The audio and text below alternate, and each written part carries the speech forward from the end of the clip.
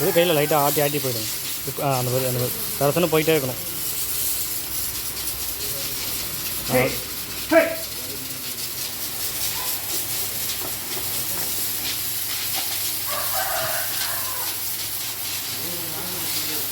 அது இதையும் தரையும் கழுவி விடுங்க. அதையும் கழுவுங்க, தட்டியும் கழுவுங்க. ஒரு வாரம் கழுவுனா பளிச்சுன்னு ஐட்டம் பண்ணோம்.